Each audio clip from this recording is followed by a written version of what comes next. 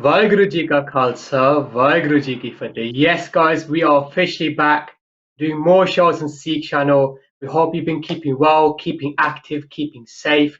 For those of you watching who have never seen this face before, my name is Hamraj, commonly known as FlexSingh. And as you can tell by the name, I'm quite into my sports. And on the topic of sports, we're joined by a guest here today by the name of Nav Singh, who's a sports scientist at Arsenal Football Club. Introducing Nav Singh. Waheguru ji ਕਾ ਖਾਲਸਾ ਵਾਹਿਗੁਰੂ ਜੀ ਕੀ ਫਤਿਹ. Sat Sri Akal, Waheguru Ji Khalsa, Waheguru Ji Fateh. Thank you for having me. Nav Singh, how you doing, my bro? How you doing? Yeah, I'm good. Thank you very much. Yeah, good. Just relaxing and waiting for the questions you're about to ask. Awesome. Now, before we actually start the interview, I like keeping things real. Like, forget the camera, forget the lights. For a Punjabi person, for a Punjabi Sikh person, to get into a full-time profession at probably one of the largest football clubs in the world, I think that's a big achievement. I think that deserves a round of applause itself. That's fantastic. And I think for the people watching at home, I think what's even better is probably if someone could let off a nice jackal at home, that would be amazing too. I would love to let one off right now, but I don't think the mic will be able to handle my volume of the jackal. For those who know me personally would know that. But yeah, Nav Singh, I've got to give it to you, man. Fantastic work. So how's your day been? What have you been up to so far? Yeah, good. It's actually my day off today. We've got a game this evening, obviously against Liverpool, and Yes. today's just been a relaxed day. Waiting for this, to be honest. Waiting to have this conversation and restart this kind of topic regarding Asians in football and Apne in football, really. And yeah, so I've been quite excited for this conversation with you. Now, Arsenal versus Liverpool is never going to be an easy match, right? Do you ever get a chance to speak to the other sports scientists from the opposing team? Yeah, we obviously like within the education pathway in universities. I kind of know a few people that are still that are in the industry that work in other clubs from Liverpool to Manchester United to Aston Villa. Like, are loads of people that I still keep in contact with, still share ideas on how we can better the performance of our lads and keep them on the pitch, really. That's wicked. Now, do you think Arsenal will win? Do you think they are their favorite team to be winning against Liverpool? I'll always have to back my team, right? So I'll always have to back Arsenal. So yes, I'll say yeah. Awesome. I mean, Liverpool did win the league last year, so it's going to be a tough battle. It is a tough battle. It is. But we've got a great manager in place who seems to be doing the right thing, and we're pulling out results. Yeah, for sure. That's right. I mean, Arsenal have had its ups and it had its downs as well. And talk about Arsene Wenger. Have you ever met that legend himself? Yeah. So again, I'm very fortunate to have been at Arsenal for around 8 years now, and during my time there with Arsene, I got to work under him for 2.5 years, and it was a very, very memorable experience. I've actually got a signed inquisitive art piece from from Ink himself, as well as Arsene Wenger, and a shirt of when he was leaving the club after 22 years service. Oh wow, that's incredible! That's amazing. You're gonna show me one of those in person one day. They look awesome. Oh, 100%. They look awesome. That's awesome. So you said you worked at Arsenal for 8 years. That's a long time, man. That's incredible. Wow. Yeah. How did you actually get into becoming a sports scientist? So it all started basically from university. I always wanted to play football. Every young kid wants to play football, and I dreamt of like kind of going into it in some form of way, whether it be playing. If it wasn't playing, it'd be some sort of coaching capacity or even like a PE teacher. I love the idea of sports, right? So when I stumbled across university options, I saw sports science, and that really kind of intrigued me because the idea of what makes an athlete, not just a footballer, is what I wanted to know. Because obviously as a player and obviously watching the sport and that kind of who your idol, you want to know how did they get to where they are now? And that just always was the question that was going in my mind. And then sports science ended up becoming the choice at university. I ended up moving to Hertfordshire, and I was studying sports science, playing football, and I got an opportunity, which was at Arsenal Football Club, to do an internship, a voluntary internship as well. So I took that with both arms. I thought, wow, this was a great opportunity for me to sit there and embed myself in professional sport. And I didn't think I would get the opportunity, but I did. And I literally made it my aim to show the club and show myself that I could work in a professional organisation like Arsenal and study what actually is a footballer. How do we create them, right? So yeah, it's been an amazing experience, and in the last 2 years, it's just been um, putting that voice or putting that message out there to our community of what it is or what it actually takes to be a footballer. Wow, that's absolutely fantastic. And talk about becoming a sports scientist. I mean, there's a lot of things that come into play. And have you actually seen one of the documentaries about Cristiano Ronaldo? I think just before he joined Real Madrid or when he joined Real Madrid, about how he actually, focuses and how he actually works like a proper machine. Have you seen that documentary before? Yeah, I have seen that documentary, and some of the tests that they use for like jump profiling is something an area that I specialised in, which was force platform testing. And within that, we kind of get an idea of the athlete and how well they move in and out of one movement, which is a performance movement. It's a jump, and we see the eccentric components, the concentric components, and how well they manage that, and whether or not they can maximize their performance based off one skill. And then we then transfer that information to how they are on a pitch. And what usually is the case, they correlate. The higher you jump, right, the faster you are, it correlates on the pitch. You see the exact same thing. So yeah, I've seen that. I've seen that documentary, and it's something like I literally was kind of put my head in. I wanted to get involved in how they did it and how they measured it for Cristiano. That's fantastic. I mean, it's those kind of documentaries that inspire you to get into the profession and learn more about the topic.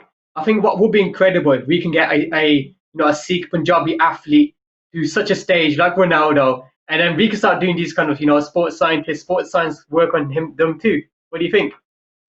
Yeah, I think definitely it would be an amazing achievement for us all. It'd be an amazing thing to see. And right now, when I look into our kind of community and where the space that we're sat in right now, I think people sit there and they look at the role models of the athletes, but they don't see the road that they've taken to get there.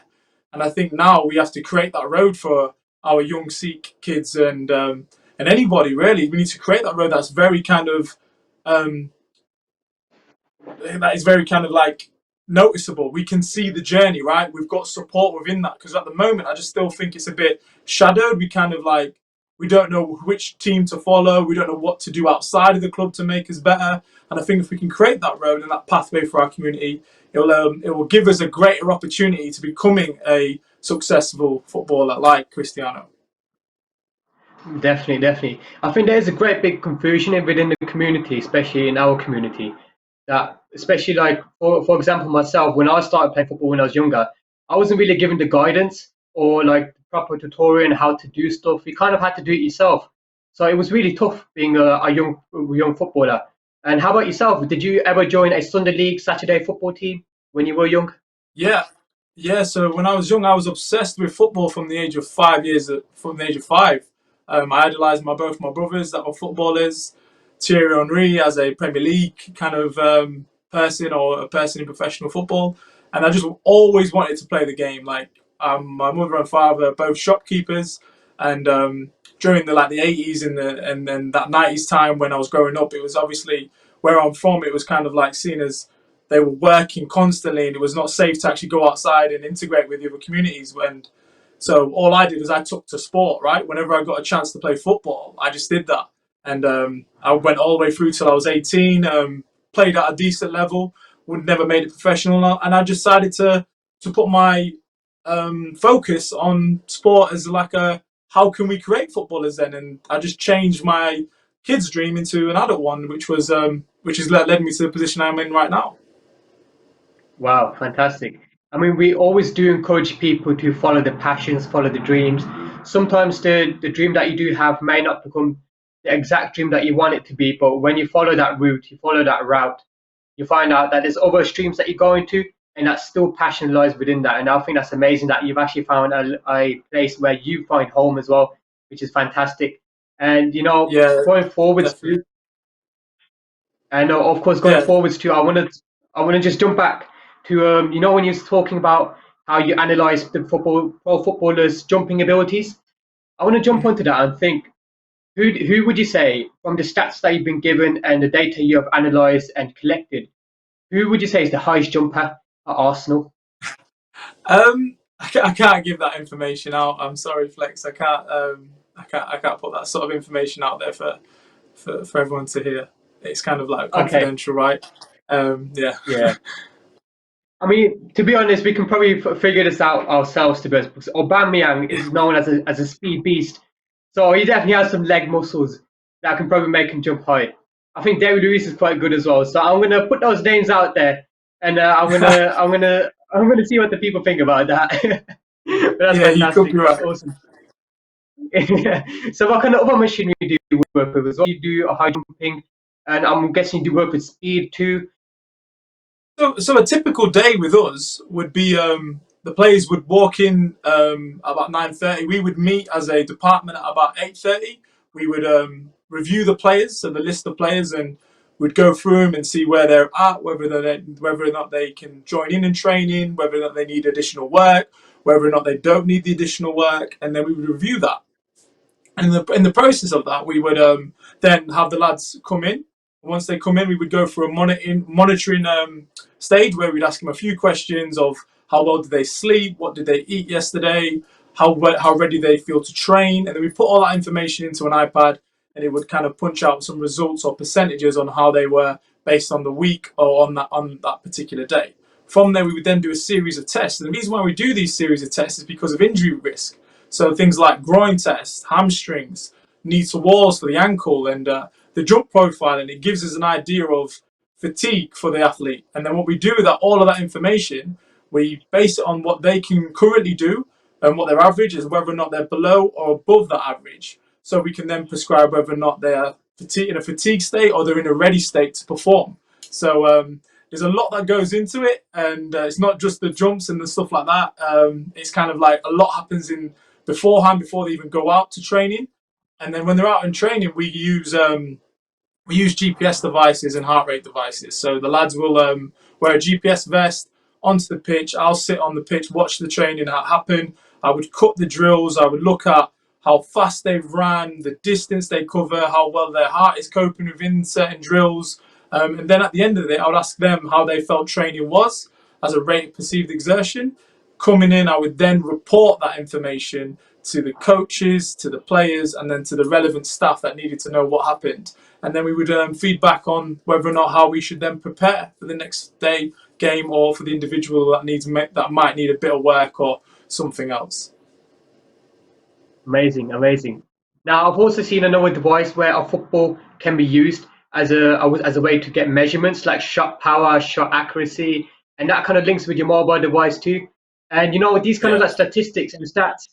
To be honest, I'm not a sports scientist, but I know a lot of people watching right now have also played like Football Manager or like these kind of Yeah. like online games or like FIFA, Football Manager career mode. So they're seeing these kind of like fatigue levels, shot power, and these kind of stuff. Is this something that you've been playing all your life too? I'll be honest. I stopped playing like FIFA, probably just after university. Just something I just kind of fell out of. I just stopped doing it. I do know that esports is massive at the moment. I do know there's a massive space for esports, but yeah, I used to be that young kid that would look at results, look at stats, and I'd be that same kid as what I see my niece and nephew would do now. 100%. So, so those moments when you were actually playing on career mode and manager mode, I'm going to ask you the big question. When you were playing Arsenal, did you win every single Premier League and then you win every single Champions League at the end? Like I'm a true competitor in any respect. I train to win. I want to win. I want to compete in life and everything. So yeah, I would always be like, yeah, look, I will gotta win. I want to win. Awesome. I would sit there and say yes. I would. I'd make sure that I'd want to succeed. Right. I think you know what that gives me an idea. We should play FIFA one day and see who comes out on top. We do Arsenal versus Arsenal. I think that'd be a good match. Now, now I think I would lose. Now I don't think Yeah. I don't think I could play the FIFA games anymore. Hey, to be honest, I haven't played for a long time either, so it might be a All fair right. match. It actually Yeah. might. Hey, whenever you're ready, man. Whenever you're ready, let's do this. Let's do this. Let's go, let's go, let's go. Fantastic. And on the topic of Arsenal, what's been your favorite moment since you've been working there for about 8 years? You must experience so many incredible things over the time. So if you can like maybe say your top five moments in no particular order, what are they?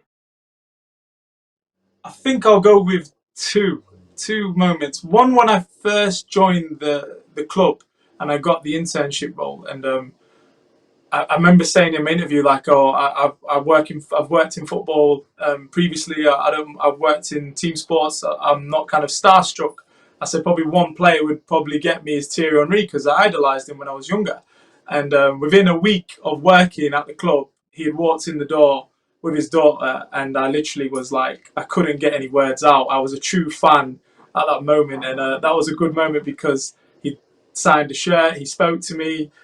He then joined the club, and I got to see him work. I got to see him in action, and actually his second term at the club, which was an amazing experience. And it's like to sit there and say that I've met my idol, and I've actually spoken working with him. It's unbelievable for me to sit there and say that. The second one would be the kind of the journey as a sports scientist. When I started at Arsenal, it was a voluntary internship. Like as a young Asian, like you're always seen as like, oh, you've got to get educated to be financially secure. You've got to get that job that can then get basically money, and then you can then settle down, right? Whereas with this, it was like totally a risk. I was doing something that I loved, and it was an opportunity, but I didn't know I would get any reward from it. I was like, I hope so. So I remember like I spent 3 years working at Arsenal trying to create my role with them and trying to show my worth, and then I was doing secondary work for two other sporting clubs through rugby as well as tennis. And I remember doing those three jobs, and I kept thinking to myself, "Is this worth it?" Like, I've been here 3 years now, trying to work in elite sport, and the glamour side, the front facing side, is amazing for people to see. But behind it, it was like all the other personal things weren't excelling. And I remember when I got my opportunity to work with art in the first team and work with the likes of Arsene Wenger and the amazing staff and players that we had at the time. I remember being like, wow, this is my opportunity, this is my chance. And when I then secured a position in which I could then look after myself financially, we'd won the FA Cup. I actually got to share that moment with the manager and the players and Wow. the staff, and that was just an amazing thing. Like, well, I've never thought in a million years that I could sit there and say I've been a part of a trophy experience like the FA Cup, which is a prestigious award for a place like Definitely. Arsenal, and under a manager who's one of the best managers in the world that we've ever had. So yeah, there's two amazing moments there. That is amazing. So I think the message that hits home hard for the people is that you should always follow your dreams and work really, really hard towards them. Of course, you're gonna receive some obstacles, some difficulties on the way, but it's all about how you bounce back through them and go through the top. And now I want to talk about you because, of course, you had your favorite moments. Were there any difficulties that you faced working at Arsenal or trying to get to that kind of profession? Yeah, big time. When I got the internship opportunity, I wasn't academically smart. I wasn't a geek at school, right? I played football, and I remember one of my good friends at university, Vic. He told me like, look, you've got this opportunity. You need to nail down now. You need to focus your attention and give this your all. You can't lose this. And I remember straight away, my first stumbling block was I needed to focus. I needed to level up, as the youth might say. I needed to kind of get my attention to be good at this job that I've been now given to me, or this opportunity. So that was the first one. And then the second was the financial thing, right? It's kind of like, will this give me what I want long term, and me personally, will it actually give me a job that is paid? And that was a struggle for around 3 to 4 years. I remember then once I then secured that, it was kind of like securing my position and having an influence. It then became the big thing. It was like, oh, okay, how I'm in this club now. What more can I do? How can I excel this further? And then I decided to look out. I decided to try help our community and use the knowledge that I've gained to then educate our community. And one thing I found with that is like you can't do everything yourself. It's such a hard thing to balance both your work and then external projects, right? Definitely, definitely. And this is a perfect example of a person who works hard can achieve a lot of good things in his life. So I want to talk about the topic of community books because you got an initiative going on as well called Apnea Football, trying to support the people, especially the youngsters, to get more into the sport of football. And going around global as well, I believe you went to India as well to help out some of the children over there, training them with Yeah, sessions. yeah. So I've been twice now, well, 4 times to India now in the last 2.5 years since starting this initiative, since actually looking out from the current job that I do to try educate our community in Apnea in football was initially Asians in football, but I then changed it to Apnea because it's the word in itself means one of our own, right? And I wanted to change the slang of it, of what is being said now culturally, to like, no, I want to show our community in a space of sport and show what we can do within that space of sport and actually educate, empower, and evolve our community in that space, right? So within starting it, I look towards helping local football clubs from Indian Gymkhana with Jay Nagwa to Shazil at Amidia to GNG Leicester to Sporting Bengal. And then I just reached out to India. I thought, that's where my roots lie. I thought if I can do it here, I can do it over there, and they need it more than ever. The education and the Definitely, empowerment, because it is a struggle in India. It is a different climate. It's a different status, um, both financially and professionally in India. And I just thought to myself, let me see if I can get out of my comfort zone, properly out of my comfort zone. I don't speak the best of Punjabi.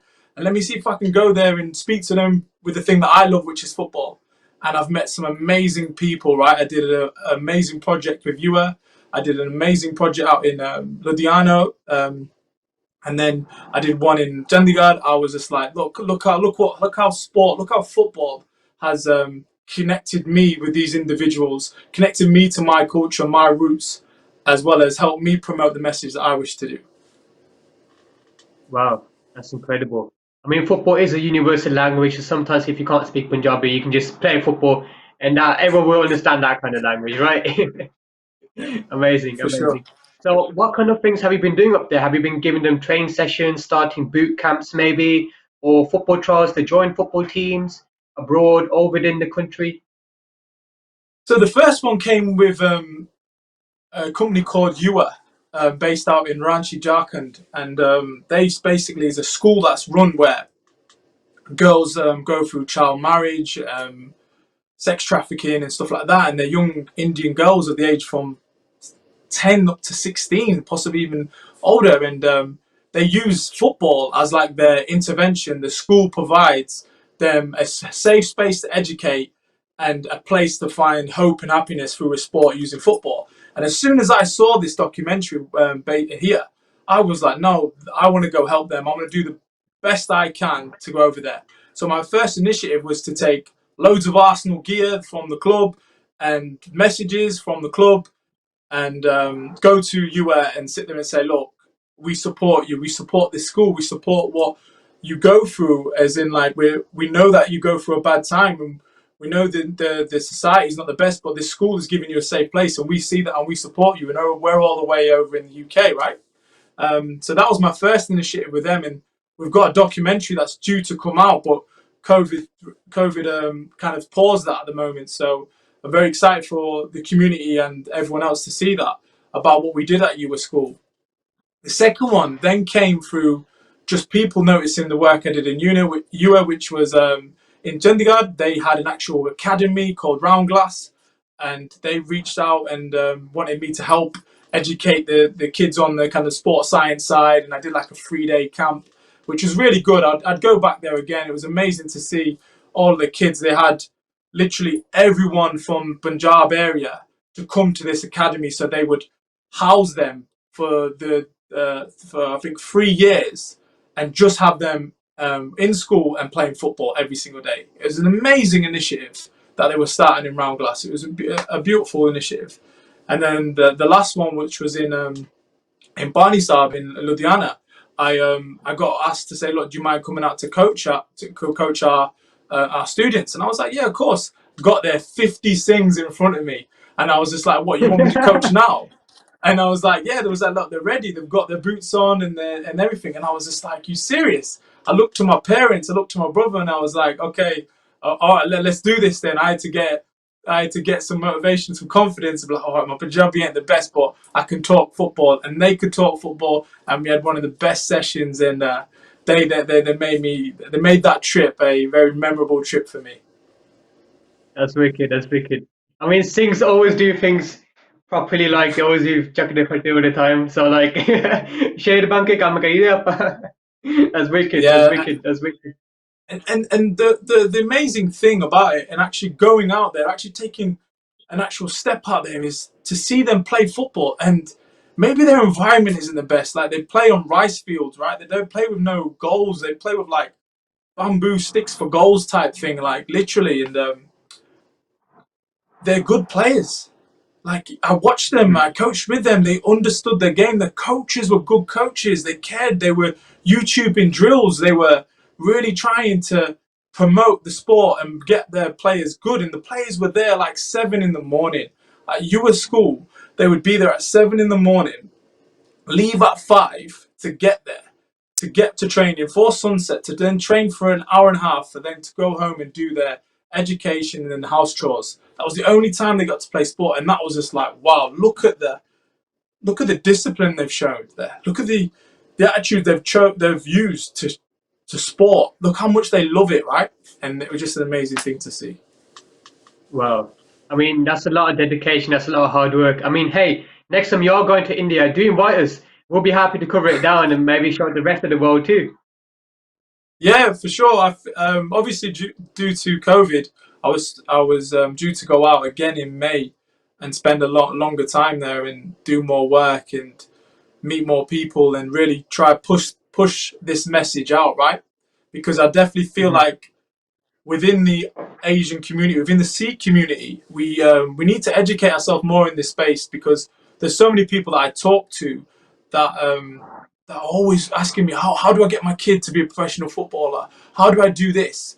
How do I do that? Or can you help me? And can you help this? And I'm like, we need to create this pathway now. We need to create a consistent message that they can see and they're part of, not just your kid, not just you as a mother or father, but anyone's kid within the community. Like, we need to support the actual attitude of trying to get a young Sikh individual or other Asian, other nationality, whether they be Hindu, Muslim, into the professional game of sport or football.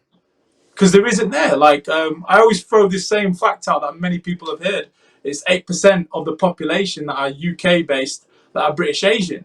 3,000 players in the leagues of football, and we have 11 to 15 players from a British Asian background.